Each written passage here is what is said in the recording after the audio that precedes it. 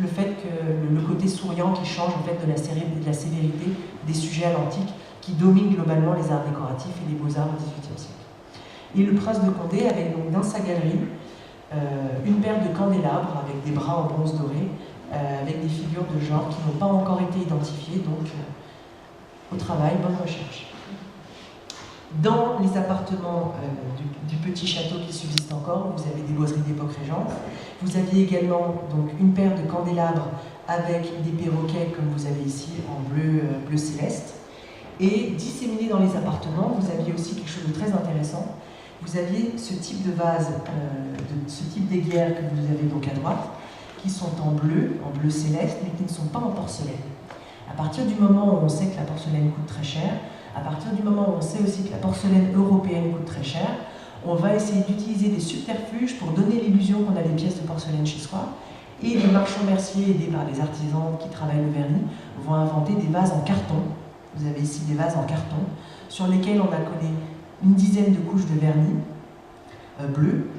et pour donner l'illusion que vous avez des vases en porcelaine. Et le prince de Condé en avait une bonne dizaine au château de Chantilly. Ici, avec une mouture d'époque Louis XV. Donc, je vous rappelle qu'il est mort en 1740, donc on est sur des pièces qui sont très proches de celles qu'il a pu connaître. Le prince de Condé avait aussi des candélabres, donc vous savez, des bras de lumière en bronze doré, montés sur des figures, j'utilise le terme du 18e, on évite un peu la démagogie, je ne dirais pas nubien parce que tous les Africains ne sont pas nubiens, donc des figures de nègres, c'est comme ça que ça se dit au 18e siècle, qui étaient donc forcément des pièces d'importation de la Chine, puisque en fait, les Européens ne représentaient pas d'Africains en porcelaine. C'était exclusivement des pièces d'importation de la Chine, et c'était sous le règne de Kangxi, début de Yongsheng, si vous voulez, la régence qu'on en fabriquait. Et ici, vous en avez un exemple donc, dans les collections royales de Bavière, au palais de la résidence à Munich. Vous avez donc deux figures de nègres de fabrication chinoise du fin 17e, début 18e, montées sur une pendule, par un marchand mercier français et ensuite acheté par le roi de Bavière pour être installé à Munich. Et encore sur les côtés, vous avez deux chiens de faux traités de la même manière. À Chantilly, il y avait également probablement cette pendule ou une autre très proche, puisqu'en fait, lorsqu'on regarde les inventaires, il est évoqué une pendule en bronze doré à 3 figures de bronze verni, 3 figures de chinois en bronze verni, avec ce mouvement je lis le nom, Julien Leroy de la Société des Arts. Donc c'est probablement cette pendule, une très proche, qui a été vendue par Christie's, qui a figuré donc, dans l'appartement privé du prince de Condé au château de Chantilly. Et là, ce qui est amusant, c'est que ce sont des pièces qui sont des figures des Chinois en vernis,